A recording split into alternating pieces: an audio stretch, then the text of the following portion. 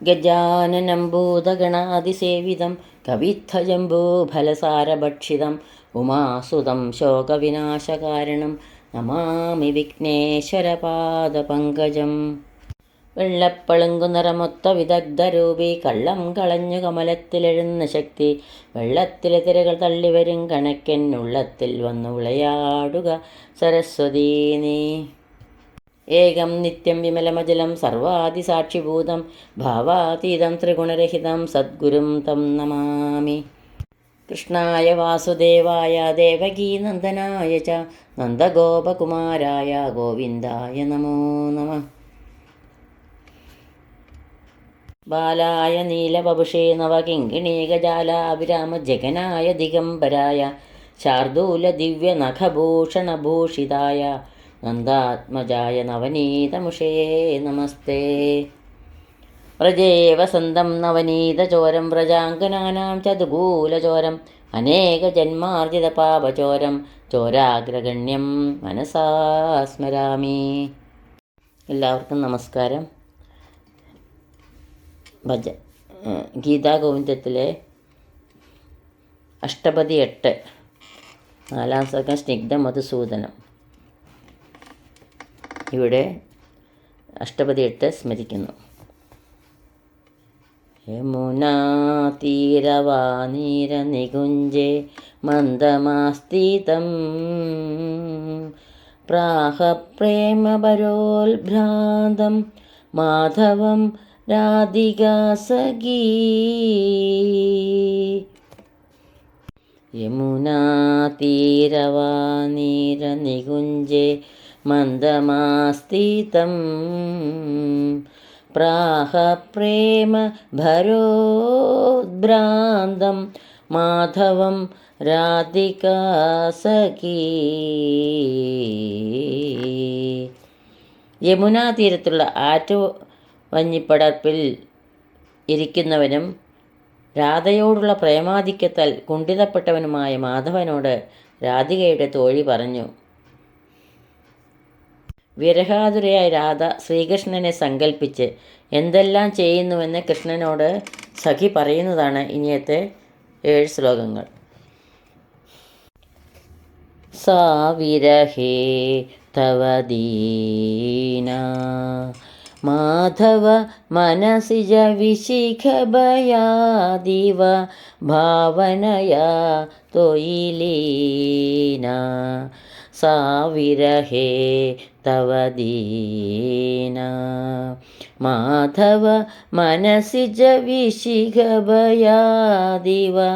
ഭാവനയാ ത്വയിലീനാ. സഖേ ഭാവനയാ ത്വയിലീനാ. സാ വിരഹേ ത്വയിലീനാ. നിന്ദതി ചന്ദന ഇന്ദുകിരണ അനുവിന്ദതി ഖേദമദീരം.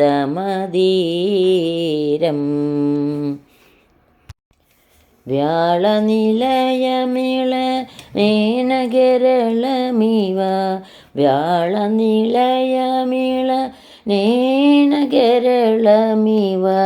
കലയതി മലയ സമീരം. സാ വിരഹേ തവ ദീനാ മാധവ മനസിജ വിശിഖഭയാദിവ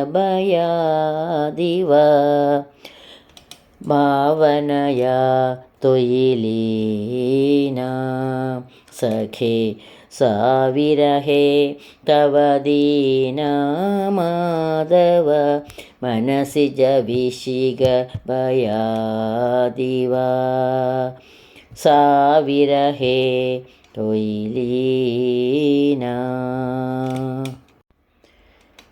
അവൾ ചന്ദനത്തെ നിന്ദിക്കുന്നു. ചന്ദ്രരശ്മിയെ ഖേദത്തോടെയും ധൈര്യമില്ലാതെയും ഏൽക്കുന്നു. മലയ സമീരനെ സർപ്പങ്ങളുടെ വാസസ്ഥാനവുമായുള്ള സമ്പർക്കം കാരണമായി വിഷത്തെ എന്ന പോലെ കരുതുന്നു. അല്ലയോ മാധവ, അങ്ങയുടെ വിരഹം ഹേതുവായി ദീനയായ രാധ കാമശരങ്ങളെ ഭയന്നിട്ടെന്ന പോലെ സങ്കല്പത്തിൽ അങ്ങയിൽ ലയിക്കുന്നു.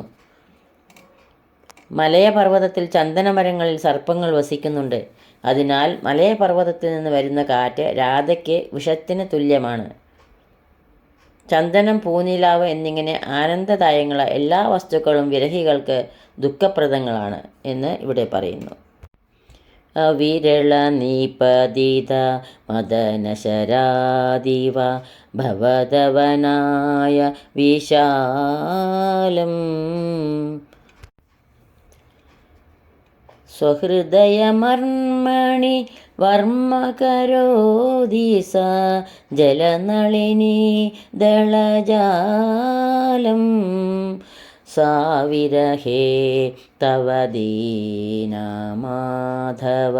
മനസിജ വിശിക ഭയാദീവ ഭാവനയാ തൊയിലീന സഖേ സാവിരഹേ തൊയിലീന.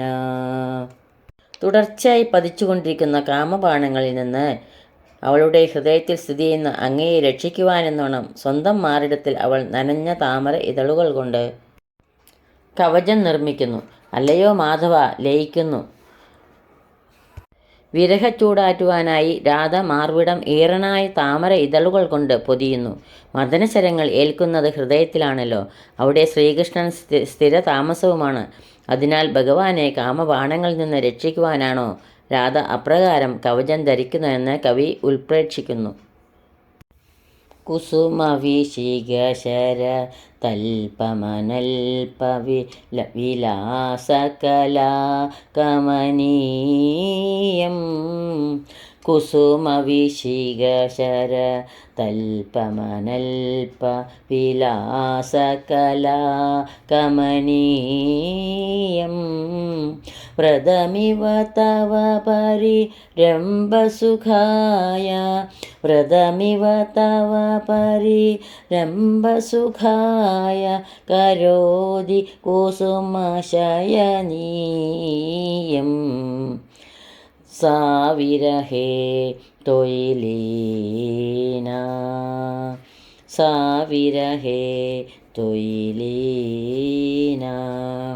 അനേകം വിധത്തിലുള്ള കാമക്രീഡകൾക്ക് അനുയോജ്യമായ രീതിയിൽ ഒതുക്കിയ ഭൂമ്യത കണ്ടാൽ അങ്ങയുടെ ആലിംഗനസുഖം അനുഭവിക്കുവാനായി കാമശര തൽപ്പശയനമാകുന്ന വ്രതം അനുഷ്ഠിക്കുകയാണോ എന്ന് തോന്നും.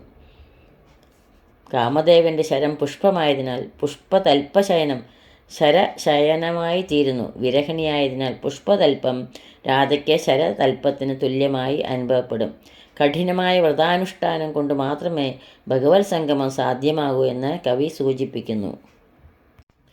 വഹദിച്ച ഗളിത വിലോചന ജല ഭരമാനന കമലമുദാരം വഹദിച്ച ഗളിത വിലോചന ജല ഭരമാനന കമലമുദാരം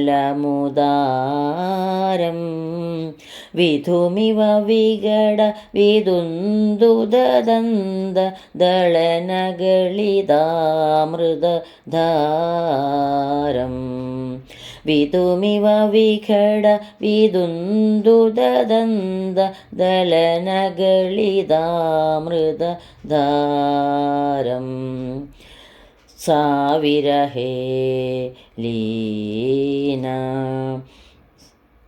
സഖേ സാവിരഹേ തവലീന.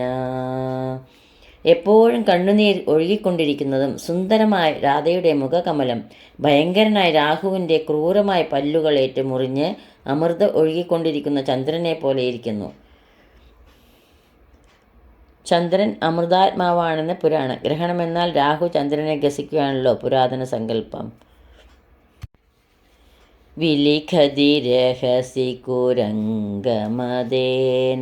ഭവന്തമ സമശരഭൂതം വിലിഖതി രഹസി കുരംഗമദേന ഭവന്തമ സമശരഭൂതം പ്രണമതി മകരമദോ വിനിധായ പ്രണമതി മകര മകരമദോ വിനിധായ കരേ ചശരം നവചൂതം പ്രണമതി മകരമദോ വിനിധായ കരേ ചശരം നവചൂതം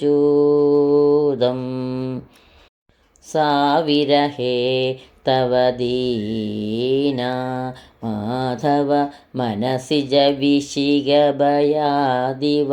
ഭാവനയാ തൊയിലീന കൃഷ്ണ സാവിരഹേ തൊയിലീന. ഏകാന്തത്തിൽ അവൾ കസ്തൂരി കൊണ്ട് അവളുടെ സങ്കല്പത്തിൽ കാമദേവനായിരുന്ന അങ്ങയുടെ ചിത്രം വരയ്ക്കുന്നു. കീഴേ കാൽക്കൽ മകരമത്സ്യത്തെയും കരത്തിൽ നവജൂതമായിരിക്കുന്ന ശരത്തെയും വരച്ച് പ്രണമിക്കുകയും ചെയ്യുന്നു. അല്ലയോ മാധവ, അതിൽ അവൾ ലയിക്കുന്നു. മകരമത്സ്യം കാമദേവൻ്റെ കൊടി അടയാളവും നവജൂതം ശരവുമാണെന്ന് സാരം. പ്രതിപദമിതമഭി നിഗദതി മാധവ ചരണേ തവ പതിതാഹം പ്രതിപദമിതമഭി നിഗദതി മാധവ ചരണേ തവ പതിതാഹം ത്വയി വിമുഖേ മയി സപദി സുധാ നിധിരഭി തനുദേ തനുദാഹം ത്വയി വിമുഖേ മയി സപദി സുധാ നിധിരഭി തനുദേ തനുദാഹം സാവിരഹേ തവ ലീന മാധവ മനസിജ വിശിഖഭയാദിവ ഭാവനയാ തൊയിലീന സാവിരഹേ തൊയിലീന. അല്ലയോ മാധവ, ഞാൻ അങ്ങയുടെ കാൽക്കൽ വീണിരിക്കുന്നു. അങ്ങ് എന്നിൽ വിമുഖനായിരിക്കുമ്പോൾ അമൃതനിധിയായ ചന്ദ്രൻ പോലും എൻ്റെ ദേഹത്തെ ദഹിപ്പിക്കുന്നു എന്നിങ്ങനെ അവൾ ഓരോ അടി വയ്ക്കുമ്പോഴും പറഞ്ഞുകൊണ്ടിരിക്കുന്നു. അല്ലയോ മാധവ, ഞാൻ അങ്ങയുടെ കാൽക്കൽ വീണിരിക്കുന്നു. ധ്യാനലയേന പുരാ പരികൽപ്യ ഭവന്തമതീവ ദുരാപം ധ്യാനലയേന പുരാ പരികൽപ്യ ഭവന്തമതീവ ദുരാപം വിലപതി ഹസതി വിഷീദതി രോദിതി വിലപതി ഹസതി വിഷീദതി രോദിതി ചഞ്ചതി മുഞ്ചതി താപം വിലപതി ഹസതി വിഷീദതി രോദിതി ചഞ്ചതി മുഞ്ചതി താപം സഖേ സാവിരഹേ തവ ലീന സാവിരഹേ തവ ലീന. രാധ ധ്യാനത്തിൽ ലയിച്ചുകൊണ്ട് മുൻഭാഗത്തായി എത്രയും ദുഷ്പ്രാപ്യനായ അങ്ങയെ സങ്കല്പത്താൽ നിശ്ചയിച്ചിട്ട് മുറയിടുന്നു, ചിരിക്കുന്നു. ഉപായം കാണാതെ മനസ്സ് ക്ഷീണിക്കുന്നു, നിലവിളിക്കുന്നു, താപത്തെ കൈവിടുകയും ചെയ്യുന്നു. കൃഷ്ണവിരഹത്തിലുള്ള ദുഃഖം വിലാപമായും വിഷാദമായും രോദനമായും പുറത്തേക്കൊഴുകുന്നു. ശ്രീകൃഷ്ണനെ ഭാവനയിൽ കണ്ടതിനാൽ ചിരിക്കുന്നു. കൃഷ്ണ സമീപത്തേക്ക് എന്ന് കരുതി പോകുന്നു. ഭാവനാസൃഷ്ടമായ കൃഷ്ണസമാഗമം ഹേതുവായി താപത്തെ ഉപേക്ഷിക്കുകയും ചെയ്യുന്നു. ശ്രീജയദേവഭണിതമിതമതികം യദി മനസാ നടനീയം ശ്രീജയദേവഭണിതമിതമതികം യദി മനസാ നടനീയം ഹരിവിരഹാകുല വല്ലവയുവതി ഹരിവിരഹാകുല വല്ലവയുവതി സഖീവജനം പഠനീയം ഹരിവിരഹാകുല വല്ലവയുവതി പല്ലവയുവതി സഖീവചനം പഠനീയം സാവിരഹേ തവ ദീനാ മാധവ മനസിജ വിശിഖഭയാദിവ ഭാവനയാ തൊയിലീന കൃഷ്ണ സാവിരഹേ തൊയിലീന. ശ്രീ ജയദേവരചിതമായി ഈ കാവ്യം മനസ്സുകൊണ്ട് നന്നായി നടനം ചെയ്യണമെങ്കിൽ, ആസ്വദിക്കണമെങ്കിൽ കൃഷ്ണവിരഹാകുലയായ രാധയുടെ സഖി പറഞ്ഞ വാക്കുകൾ പഠിക്കേണ്ടതാണ്. രാധയുടെ അവസ്ഥ സമഗ്രമായി സഖി ശ്രീകൃഷ്ണനോട് പറയുന്നതാണ് ഇനിയത്തെ ശ്ലോകം.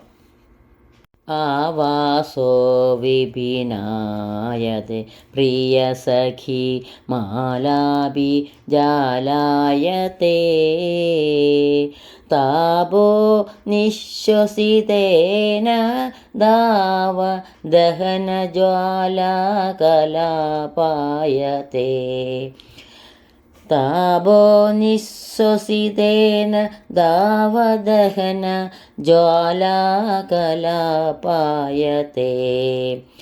സുസാഭിതോദ്വിരഹേണ ഹന്തഹരിണി രൂപായതേ ഹാ കദം കന്ദർപ്പോപി യമായതേ വീരജയൻ കന്ദർപ്പോപി യമായതേ വീരജയൻ ശാർദൂലവിക്രീഡിതം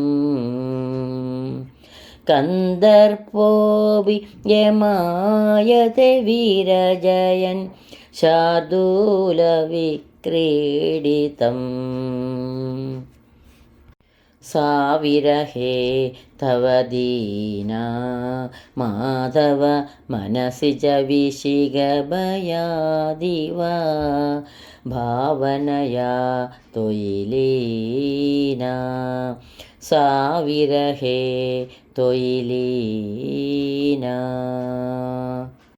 അങ്ങയുടെ വിരഹത്താൽ രാധയ്ക്ക് വാസസ്ഥാനം കാടായി തീർന്നിരിക്കുന്നു. പ്രിയ തോഴിമാരുടെ സമൂഹം വലയായി തീർന്നിരിക്കുന്നു. നെടുവീർപ്പ് ഇടുമ്പോഴുണ്ടാകുന്ന ഉൾച്ചൂട് കാട്ടുതീ ജ്വാലക്കൂട്ടമായിരിക്കുന്നു. അവളാകട്ടെ മാൻപേടയുടെ മട്ടിലായിരിക്കുന്നു. ഹാ കഷ്ടം! കാമദേവൻ പോലും എങ്ങനെയാണ് പുലിയെപ്പോലെ ചാടിക്കൊണ്ടുള്ള അന്തകനായി മാറിയിരിക്കുന്നത്? കഷ്ടം തന്നെ.